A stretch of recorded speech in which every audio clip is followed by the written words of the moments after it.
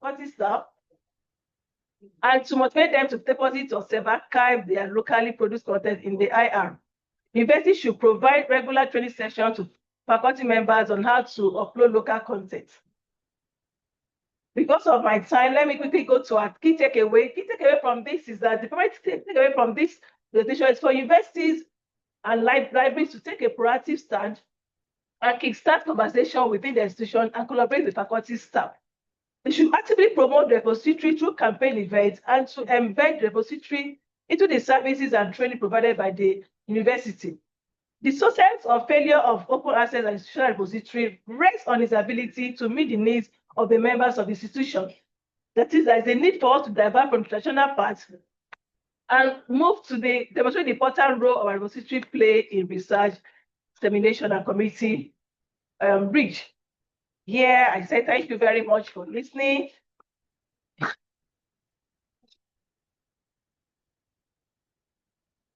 Thank you very much for the deep and wonderful presentation.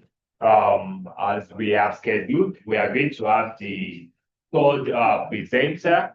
And also, just for our information, we are going to be having just 3 sections here because we had the third presenter Ms. Panel and presented in another panel yesterday, and she won't be available to present this now. So please, let's have the third presenter. She is online in person of Mrs. Koforola Miriam Babashola from Federal University of Earth Science, Ilamogun, and she will be co-presenting with Dr. Aziz Adioye, and the topic is digital archiving of traditional healing apps, process, prospects, and prosperity. So can you please? Can you hear us now? Mrs. Koforola?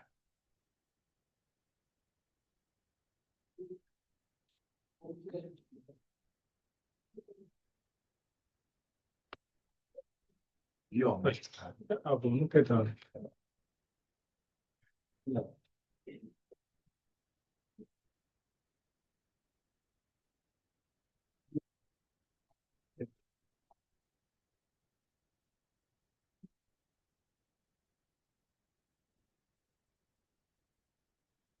Keep trying to speak. Yeah, we can hear Good you. evening, everybody. We can hear you. Wait.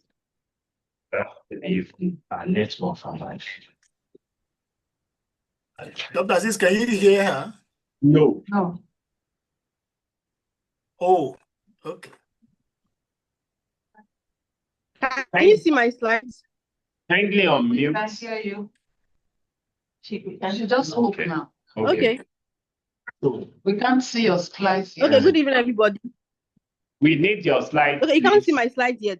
Yes. Can you give her permission to share from my end or we share from here? We have a slide. Yes, our slide is there. So we'll be sharing it from here so you can speak. Okay, the slide is okay. Contacting hands. You can also to share from one end. Okay, please, you can share from your hand. All right. Thank you. Please.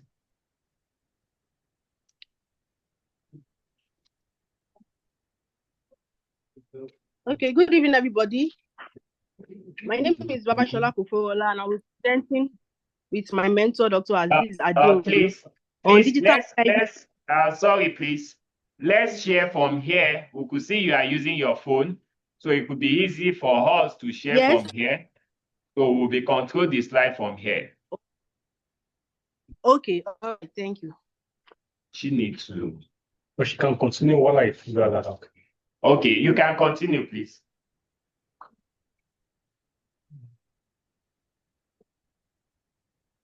Ask her to share. Kindly unshare your screen. She has done that. Okay.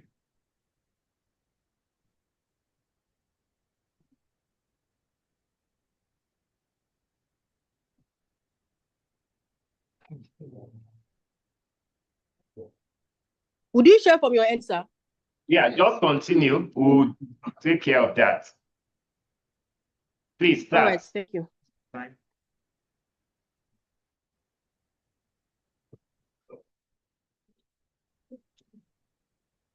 Okay, good evening, everybody. My name is Babashola Kofola, and I'll be presenting with my mentor, Dr. Aziz Ayoye from Federal University of Health Science, Ilarogun. But before I continue, the topic has been revised to digital archiving of traditional healing in Ilarogun, process, prospect, and prosperity. This is globalization, as well as the declined use of indigenous languages like Yoruba language. Even in our homes, and not only traditional healing processes, we find that most parents speak in English language and not the mother tongue to their children. Ilarogun is a town in Osun State that holds a wealth of herbal healing knowledge passed down orally to generations. There are a lot of elderly people in this in the town that are vast in traditional healing knowledge. Some of them have this embedded to themselves. They've kept it to themselves for over a very long time, while some have passed this knowledge to their descendants. But moving from one place to another, especially those that are written down in writing materials, they can get faded over time. And once these people that they have this knowledge dies, the knowledge dies with them. So this thereby makes us to make our research in Ilarogun. The study focused on digital archiving of traditional healing knowledge, which is an intentional effort to bridge the past and the future by transitioning from oral memory to a digital memory, which is a platform that is more accessible and everybody can open access, everybody can get it anytime they want from anywhere in the world. The process of archiving is not merely technical, it is cultural, it is political. We get to determine what goes in and what goes out. It is deeply human. That is from people's experiences, what they've used already. Then it offers a framework to preserve wisdom while enabling research. While conducting this research, I got to work with several people from different fields, such as people from public health, people in the library, English experts, people in linguistics, even a medical doctor and a botanist. Then while also empowering local communities towards the main goal, which is cultural prosperity. Here are some of digital archives that we have. We have the DSpace, used for academic repositories. Then we have Omeka, traditional knowledge, and many more, like I've listed here. But we use DSpace in this study because it is metadata rich, where you can just upload a photo or a video online, and you can title it with the title. You can label it with title, the creator, the date. It is data rich. You can still access information of what you're trying to, the full details of what you're trying to upload there. You can just paste with your uploads. What are the objectives of the study? Firstly, to document traditional herbal remedies for common illnesses in Ilarogun. Secondly, to translate remedies from Yoruba to English while preserving cultural authenticity. Thirdly, to build a digital archive that makes this knowledge accessible, searchable, and preserved for future generations.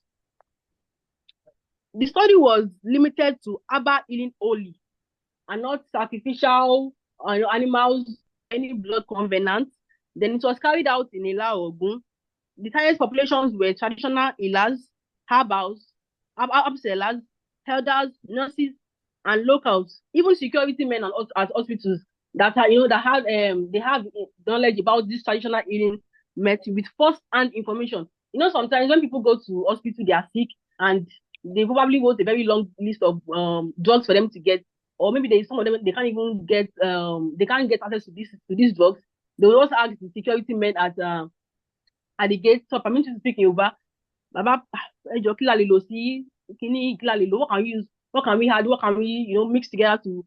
So some of these security men even have ideas on drugs. So how do we now bridge memory and modality? How do we transform oral memory to digital memory? How do we make it digitalized? This was our methodology. This was how we carried out our own research. Firstly, we went through by snowball sampling. We went from one person to another person.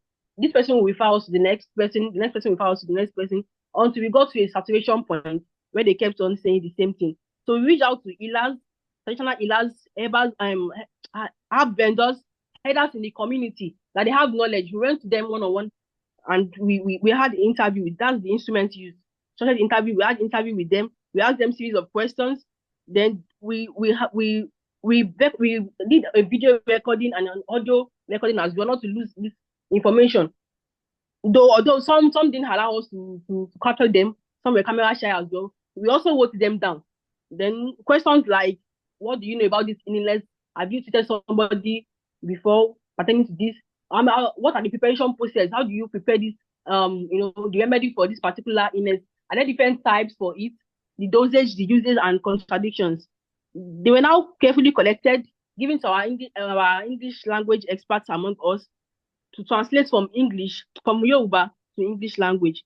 Then these remedies will now, for this to be done, will now be digitalized and stored using this space, which is a repository platform that allows metadata tagging, multimedia uploads, and categorical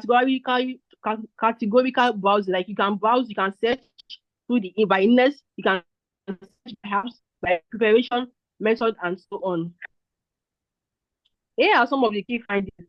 Remedies for illness such as ulcer in Yoruba, we know ulcer is then malaria, Iba, sexually transmitted diseases, diabetes, headache, hypertension, and so on. But what we noticed was that even this traditional way, these traditional illnesses, it is also like the conventional way. They will say, okay, there are different types of headache, like we have migraine, headache from stress. They also have theirs like that. And the way you prepare for each of these types of ailments, the dosage to use. Just like when you go and see the doctor, I have a very strong headache that has been disturbing me for a very long time. They will probably prescribe something that is higher. It was also in this research, they have the same thing being in the traditional way also. And most of these participants did not require any prior preparation. They have mastery of this knowledge. There was no need for to go in. I'm coming. Let me check my book to confirm. They knew what they were saying. They flowed with us naturally. Then also the essential cultural meanings were also retained while we were translating, allowing Yoruba word view to be embedded in English text. Prospects and prosperity. Digital archive will grant access to indigenous knowledge, opening it to research archive. They will check and also they can compare with modern and conventional medicine, and also for the younger generations as well. Then also it prevents language loss and cultural disconnection. Apart from traditional medicine or traditional healing process as one, we can also, even the language, our own language, Yoruba language, can be preserved. It can be preserved. Since videos were taken, you can actually go there and watch and learn also. Then we have the digital format enables interdisciplinary collaboration, as I've said earlier, between botanists, linguistic, public health. People come together to work. On a particular topic, and we are actually working, and it's a very, very, very nice experience, I would say. Then also community members, especially the youth, they can reclaim pride in their heritage. They can even boost up this research was conducted in my hometown, and also participate in its preservation and even commercialize responsibly under proper ethical frameworks. What were the challenges we are currently facing and the limitation? Firstly, some traditional healers fear theft of knowledge. Some of them are not giving us full details of what we want, because they are thinking maybe we want to steal their ideas from them. Also, certain informats declined to be audio or video recorded. I've said that initially. The local plants needed to be verified by botanists to avoid ambiguities. Some of them will show us, this is the plants we have for this is the plants we have for that. We still need to take pictures and confirm with the botanists among us. Is this really what this is? So we don't try it out. We don't try the wrong thing out. Then the focus was limited to herbal only. There was no blood or animal.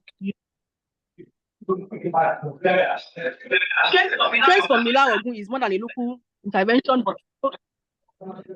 Hello? Can hear you, please continue. Okay. But also a model for reimagining African information science as a conduit between memory and innovation. Digital archiving provides a transitional framework that does not erase traditional system, but rather elevates and protects them. Capturing the process of traditional healing projects is processed in contemporary relevance and promote its prosperity through the access, awareness, and cultural pride. Thank you.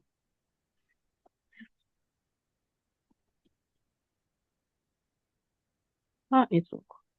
Yeah, thank you so much, Mrs. Foforola Baba Shola. Thank you so much for that wonderful presentation.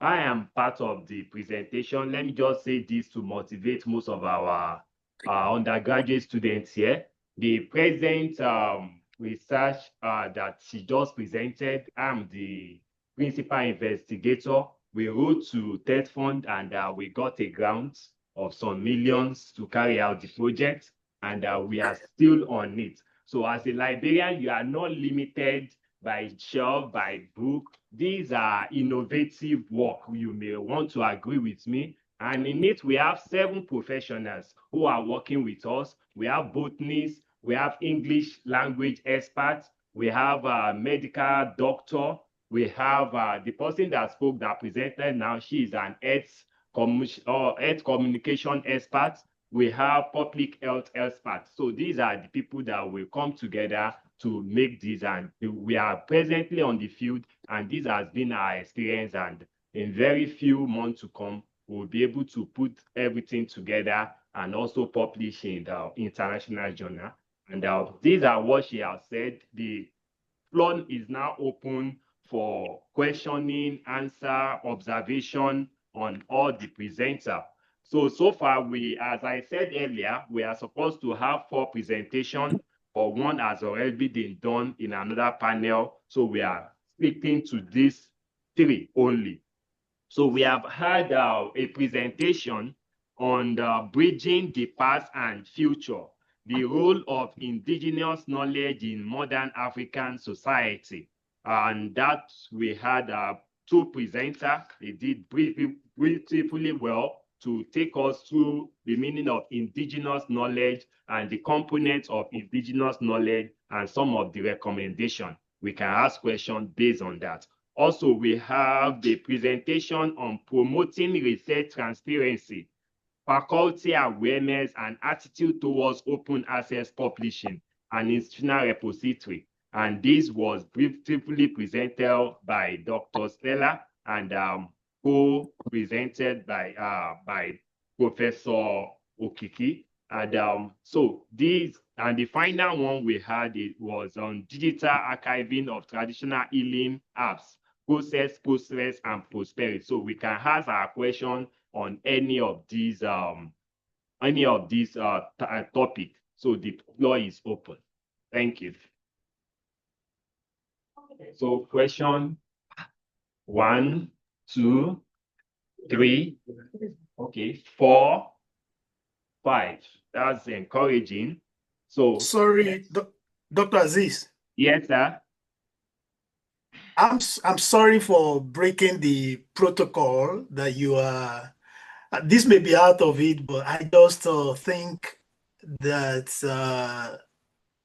Professor Kiki might just want to make 1 or 2 comments. I know he's a co-presenter on one of the papers, but that's the university librarian of the University of Lagos. So Oga might just want to make maybe in 1 minute or 2. I think we should do that, sir. Yeah, that's a good one. Please, we are Yes, the privilege to have you, sir.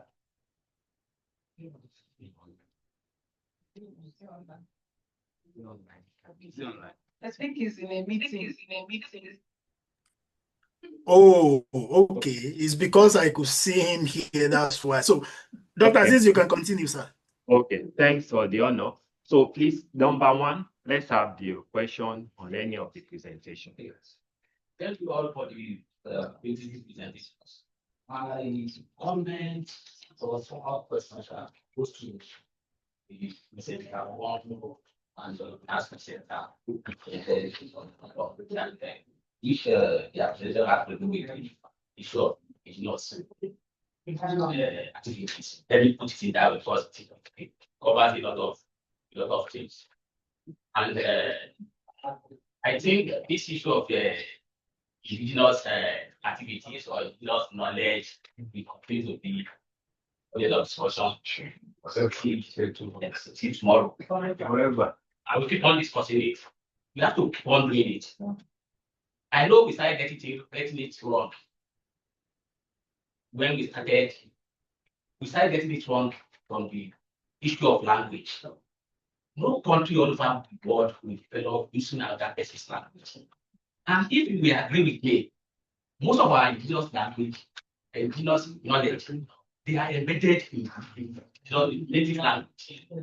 There's this idea of Eremode, when Oriki, when a small child is crying, they will begin to recite Oriki. Ọmọ asusu ló jáde inú ìdáná ọmọ àjíjẹun just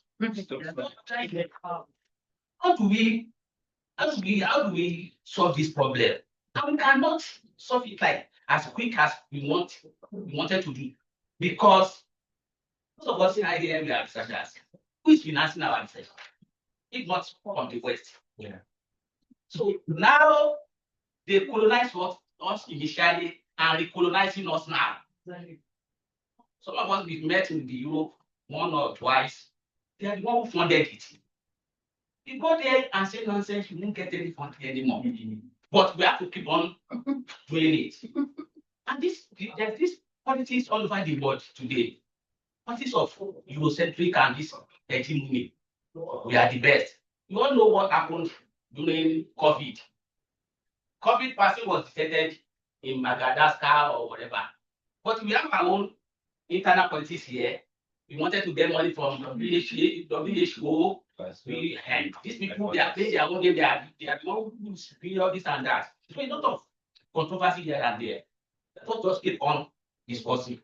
But to us here, we are the leaders, we are the mentors. We are the mentors. This year, 1 year, 2 years, next year, students, they are here looking at us. Let us begin to practice it within ourselves. Let's speak in an indigenous way to our kids at home. Let them begin to learn it, so that they won't get to the church. They will begin to piece together that all these things are their money, their fetish, and this and that. So let's keep on doing it, practicing within ourselves. So that's my solution. Yeah, thank you. Sir, please, can I do a follow-up? Please, I've taken the count. Very sorry. Yeah. Number 2. Okay, thank you so much. Let me please. Hold on to the mic. Hold it like that. Hey, thank you so much, everyone. Good evening. So my question goes to the first presenter talking on the role of indigenous learning in modern society. And if I'm not mistaken, I saw that there was a blending of indigenous knowledge and Western style of knowledge. So my question is that we know in this era, so many institutions and you understand, adopted this Western style of learning. So my question is that, can Western knowledge system accommodate the holistic and spiritual perspective of this indigenous learning or knowledge rather? That's my question. Thank you, sir. Thank you very much.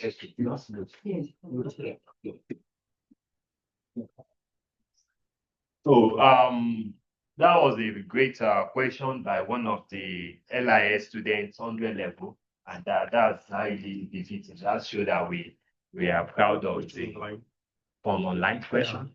And we will note that. Okay, no answer. Number 3. Yes, my prof.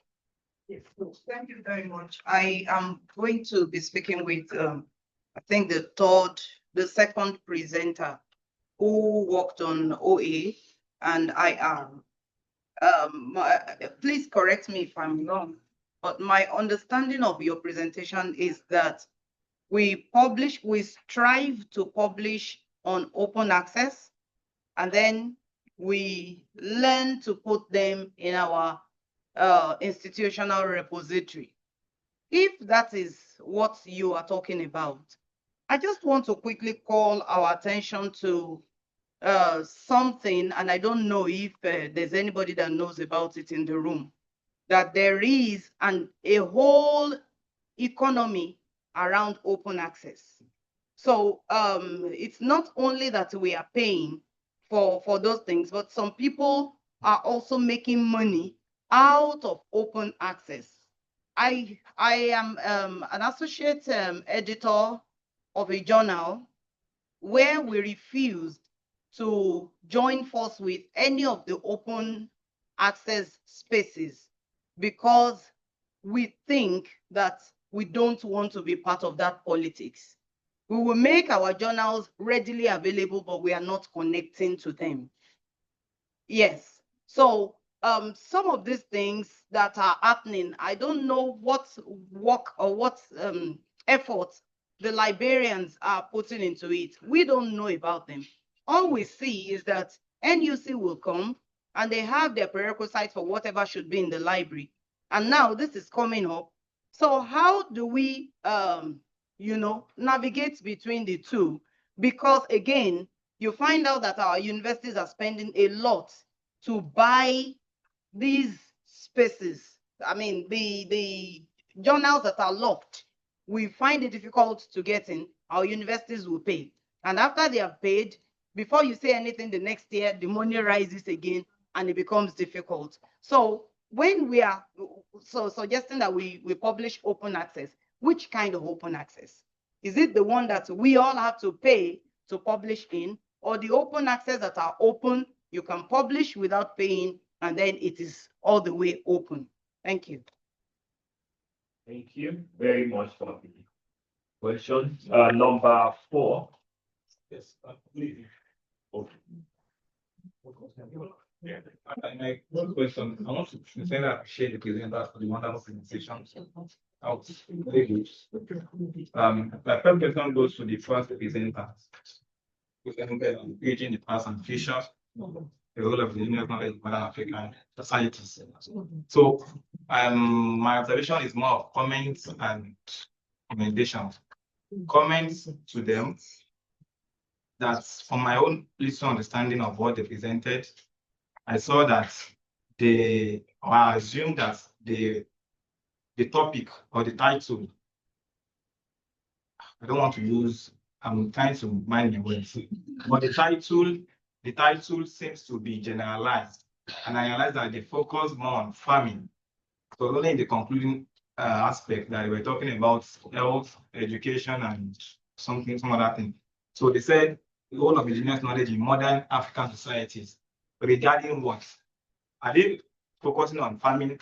I think they should let us know in the title that, okay, in maybe African farming practices.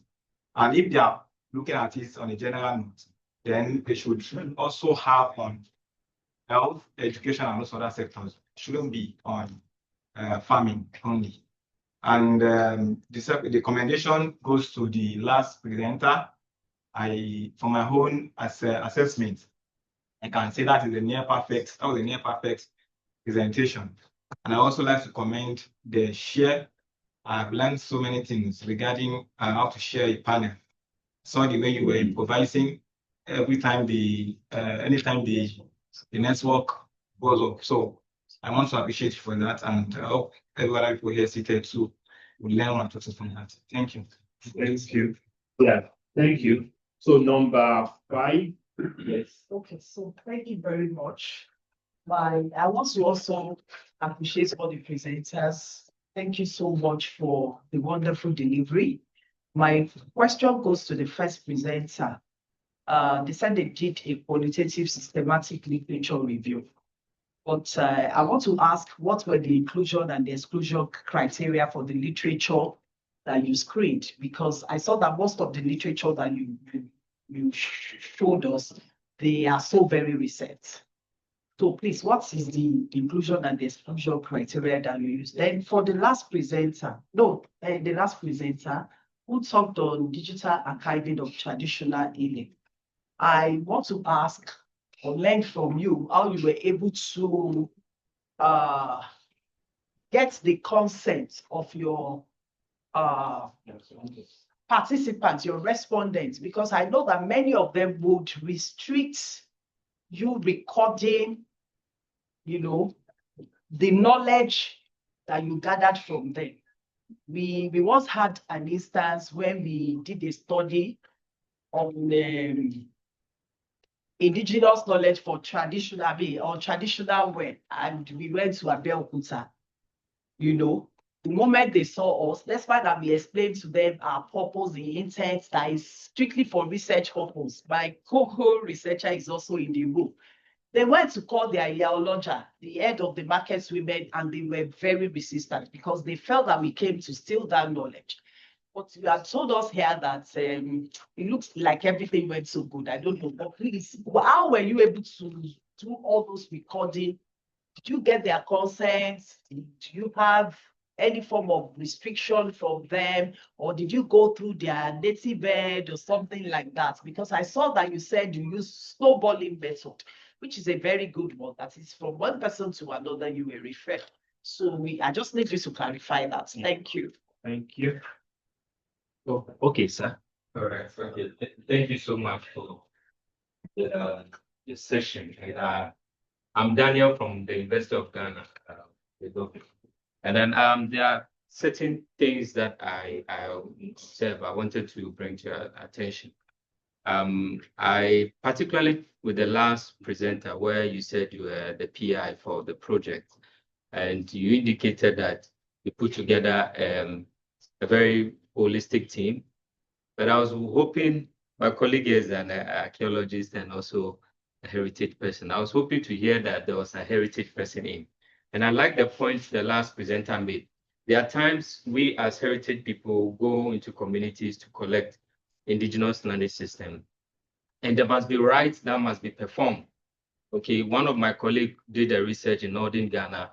She recorded whatever rights that the people were undertaking. She came back to the university and she couldn't hear anything on the recording. Yes, right. So sometimes you can bring a botanist, you can bring whoever, but you need people who know the rights and the customs. So when we go to the field, there are things that we do.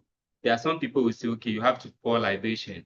You have to sacrifice a cow, or not necessarily a cow, but a chicken or something.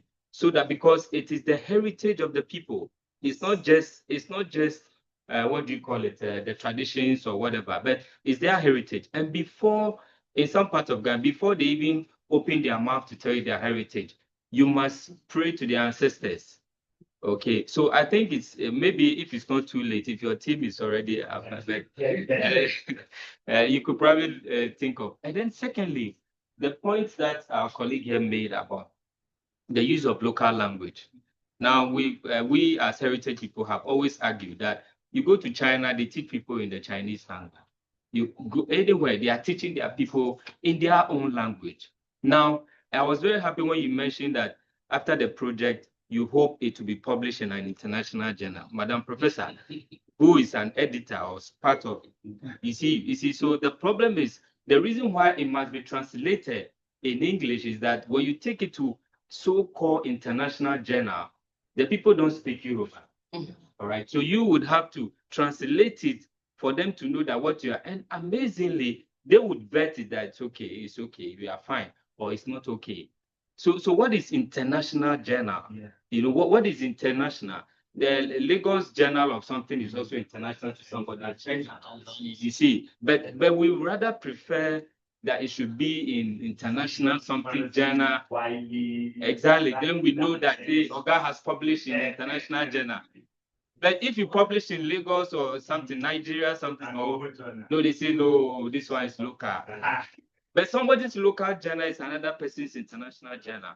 You know, so the issue of language, if we really want to liberate ourselves, we must get to the point where we feel confident enough to teach our students or to educate our own in our own language. Till we get to that point, I think it will be a problem. Thank you very much. Thank you very much. Before everyone answers, I want us to give all the questionnaire a very resounding round of applause. Thank you very much. There has been a very robust one. I don't know because I will be the one answering for the person. We have a questioner online. Yeah. Yes, thank you very much, Dr. Aziz and all the presenters. Just one or two comments. But Dr. Aziz, do I see the Mama Oyelu there in the room over there? Yes, Oh, my eyes is. Aha! I was seeing somebody that looks like her. I just wanted to be sure. Thank you, my mommy. Thank you so much, ma. Yeah, thank you. So, Well done. unfortunately, I didn't want to say the- anything, but you spotted me. oh my goodness, the network was Well done. really dealing with us this last session, so I couldn't get most of the presentations. I mean, presentation made by Auntie Stella, but I got towards the end of it. And Dr. Aziz, I'm putting this to us again. And we have our mentors in the room. Last year, we did so much on all these issues as well. And I like the comment made by our brother from Ghana just a while ago. I think we need to begin to progress from all the talking to action. And I start with you, Dr. Aziz, you and your team. Beyond publishing in international journal, you just got an insight from the man from Ghana. You see, until we begin to package what we have for the global community, we will remain on the same spot. And this is what I am recommending to you. You see, in this part of the world, you hardly see a university library that does not have at least an archives, no matter how little. Beyond publishing, I will recommend maybe for the next phase of your research, you may involve or engage in video documentary. Thank God you are at Unilag over there. Professor Aderinito is developing a curriculum now on video documentary as a research method. He shared it with us when he was in my school like about 2 months ago. What that man is doing in Fuji documentary, you don't want to imagine how far that has gone. And to bring it very close to us, even with the presenter on indigenous knowledge and language, there is a popular program that one man is doing in Nigeria now. They call it Maso Igbo. I don't know how many of us are aware of the program. Yes, we are aware. It's so amazing what I have learned from that program. Things that do not exist. You see, the way to go now is to negotiate the knowledge with the knowledge holders. If there are some incentive, we will go extra mile. If the indigenous knowledge we're talking about is at this level, the level at our age now, you can imagine what the generation unborn will have left if there are no documentaries. If those guys that are current holder go, then the knowledge is gone. So I'm recommending that please take it further. As at now, we should be talking about digital archiving in all our universities, so that if anybody is doing research, he has something to do. Thank God for the little grants we're getting now. It will go a long way. Then for Auntie Stella, great presentation, great issues. I think, in my own opinion, one of the problems we have, and I look forward to working together with our mentors, the day that Africa will actually be at the negotiation table with any part of the world. Somebody said something there. An international journal we claim is a local journal somewhere. What makes it truly international is people from anywhere in the world coming together. But when our own journals are localized in print, then nobody wants to collaborate, because everybody wants to do a publication that wherever it is Googled all over the world, it pumps up. So I'm recommending that we do that. And I know we will go all the way. Thank you so much. Yeah, thank you so much. We appreciate that. We're having just 7 minutes to the end of this section. So please, on a very brief note, the responses from the questions. Let me start from my right. As regards the question has in your section, just very brief, please, because of our time. The question on how we are able to come about recent citation for our journal. irrespective of whatever people may say about the use of AI, it has come to stay in research. And so, with the use of AI, you can be able to decipher, you can be able to get some of those references that are right and are wrong. And so when we prompt AI, we quickly ask AI to give us only references that has online link that you can easily cross-check. And so when you prompt AI and you ask it to give you references that have link, it will bring it out and you can cross-check them one by one and be able to know that these ones are real references. Somebody that taught me, that mentored me on the use of AI, once said, AI do a lot of lying. I didn't believe it. Until one day, I was working on a topic that I've also written. I've also written something, and it brought out my name, but it changed the entire topic. Then I was really persuaded that AI can lie.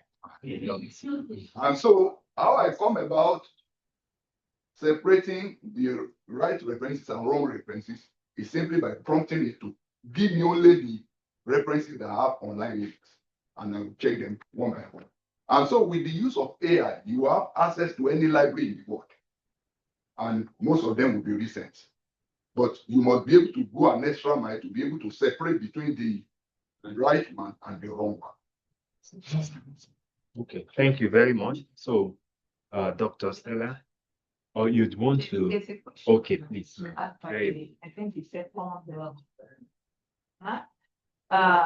it has that, can Western society accommodate our indigenous knowledge? Yes, we have to. It is us that should tell it to them.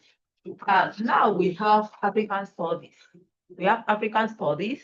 We have people from the Western world that are now studying our way of life, our culture, and all that. So by this, through that, we can sell our beliefs, our practices to them. We have people from the Western world that are studying Ifa now. So by this, we will be able to sell it to them, and they will take it. And once those ones are able to get it and publish whatever they are finding, their research on it, we are able to penetrate, we'll be able to penetrate into the Western world. Thank you. Thank you. Just in addition, we have to do as much as possible to quickly digitalize and to salvage the little we have left that are yet to die. We quickly need to get them digitalized so that those people have access to it. That way we can promote it. Okay. Thank you, sir. So, Thank you, ma'am. Thank you, Prof. in access or in closed access. I know I don't have the money. If you click open access, they will ask you to click. So I prefer to go for closed access. And when it gets to closed access, we know how we do it in Nigeria. May God forgive us. But we know that they are using us to grow their own economy. So as an author, they will. That's also, I like it. Oh, yes. Thank you so much, ma. We can go on and on, honestly. Yeah. The issue of funding, the test fund, they are trying their own, NRF, IPR, and you know that he who pays the piper dictates. So when you get your work sponsored by test fund, you know it's still Nigeria and you can tell them the real fact. But if you have a grant from outside, if you get a finding that it doesn't suit them, you will not even present it. You either manipulate so that you got. So these are some of the issues. So I want to deeply appreciate the presence of Professor Sharon Omotosho. Thank you so much for your presence. Able Professor, permit me to use that. Yeah, thank you, University Librarian. I appreciate everyone in this room. I must tell you, they are all my teachers. They are all my teachers, and I've been learning from them. And I know they are happy that I'm also thriving, and this is an encouragement for everyone here. I hope this space will contain us. Let's just have a few good pictures before we leave, please. Yeah, thank you so much. Okay, thank you so much for the orange panel. We have closed the session officially. Thank you. Good picture, Ghanaian. Please, we would love to have you in our. Yeah.